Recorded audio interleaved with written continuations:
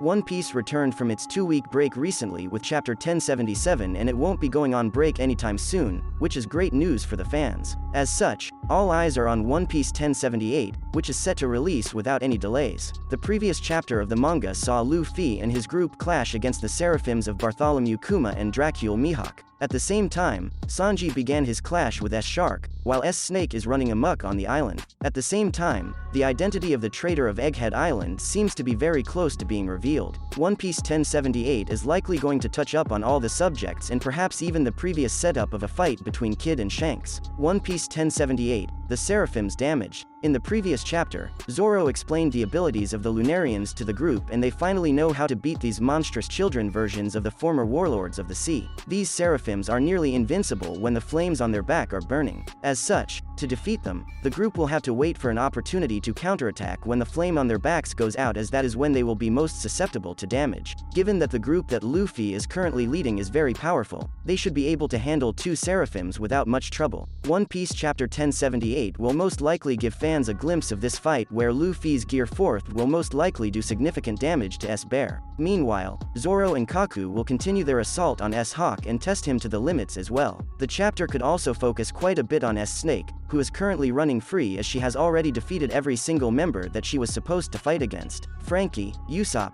and Lilith have already been turned to stone, meaning she will be heading towards another group now, and given how dangerous her ability is, it will be quite a challenge to deal with her. One Piece 1078, Sanji vs S-Shark. The previous chapter of the story set up a clash between Sanji and S-Shark. Fans saw the Seraphim version of Jinbei trying to attack Nami and Sanji immediately stepped in after seeing this. According to him, hurting Nami is a criminal offense punishable by execution. Fans with a keen will also have noticed that the direction of Sanji's eyebrows has flipped. This means that his genetic modifications are now active and he is going to fight to the best of his abilities, setting on the mission to dismember S-Shark. This fight most likely going to continue in One Piece chapter 1078 and fans can't wait to see what Sanji does against a Seraphim all on his own. While the others are doubling up against them, Sanji is taking one on all by himself and is fully intending to win. Sanji is also very shrewd, and it shouldn't take him long to figure out the weaknesses of these monstrous Seraphim. As such, it is expected of him to put up a great fight against S-Shark. He might even be able to subdue him completely. However, if S-Snake happens to run his way, he will likely be turned to stone very soon. That said, fans don't know what exactly is going to happen from here onwards. However, this clash between Sanji and Little Jinbei will be incredible to witness. One Piece 1078,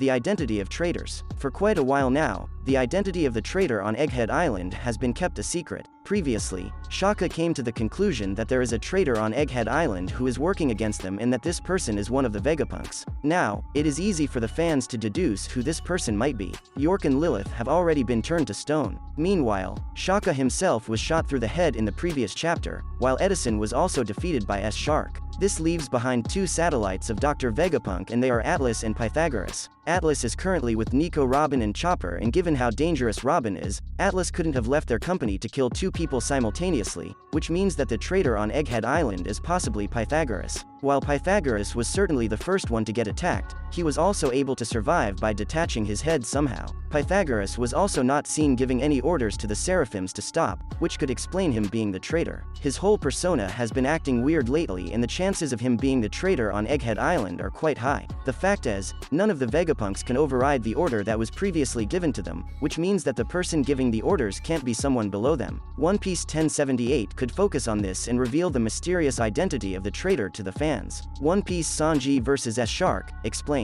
One Piece chapter 1077 set up an incredible clash between Sanji and one of the Seraphims, S-Shark. In the previous chapters, fans saw Seraphims S-Bear and S-Hawk being pit up against the alliance of the Straw Hat Pirates and CP0. Luffy and Lucci were teaming up against S-Bear while Zoro and Kaku were teaming up against S-Hawk. In the recent chapter, fans saw S-Shark attack Nami, which prompted Sanji to jump to her defense immediately. Sanji delivered a powerful blow to S-Shark, sending him flying in the process. The fact that S-Shark was about to injure Nami infuriated the cook of the Straw Hat Pirates and saw him tap into his strongest powers right from the get-go. Sanji vs S-Shark setup. Sanji vs S-Shark was set up quite early into the arc. S-Shark made his debut in the arc when he attacked Nami and this led Sanji to jump to her defense, infuriated at the fact that she was attacked. he hit S-Shark with a powerful technique, sending him flying. The conflict would have escalated had the Vegapunk bodies not interrupted and de-escalated the situation. Now, however, the Seraphims have all been mobilized to act against the Straw Hat Pirates with the intent to kill. Nami was attacked by the Fishman Seraphim but was interrupted by Sanji in the previous chapter.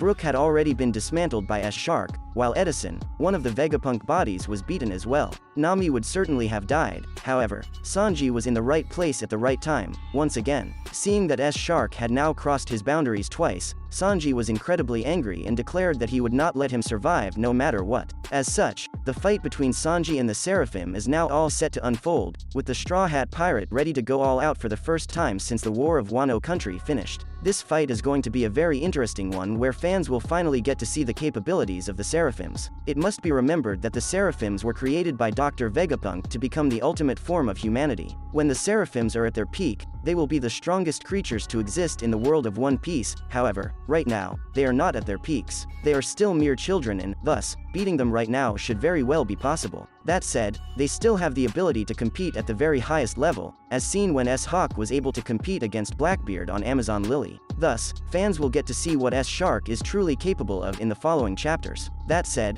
Sanji is no pushover either. Sanji was recently able to defeat Queen, a man worth 1.32 billion berries, and, for him, taking on S-Shark should be within the realms of possibilities. The conclusion of the fight, given that Sanji tapped into his Germa power in the previous chapter, signified by his eyebrow flipping directions, he is now at his very peak in this fight. This means that he is going to attack the Seraphim of Jinbei relentlessly. Sanji does not know how the Seraphims work and he would need to figure out their weakness first. This implies that even though he will likely launch powerful attacks right from the very beginning, they won't do much damage, since S-Shark will likely have his flames on. He will need some time to figure out how these flames work. To do that, he will have to go through some trial and error. Sanji is the smartest fighter in the monster trio and will likely figure out their weakness in a short span of time. After that, the battle will play significantly to his advantage. It must be remembered that Sanji has great destructive capability, thanks to the awakening of his latent Germa powers. Attacks such as Ifrit Hambi will surely be enough to damage the Seraphim of Jinbei seriously. Sanji appears to be dead set on getting rid of S-Shark, and it is highly likely that he will succeed in this endeavor of his. The only way this fight could end in the favor of the Seraphim is if someone interrupts. Curiously, S-Snake is in the building right next to where Sanji is fighting.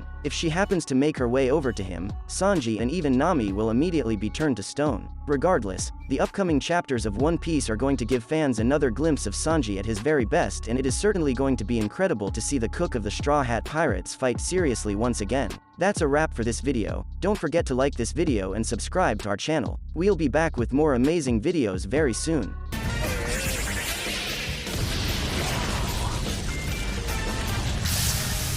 Diablo Jumbo!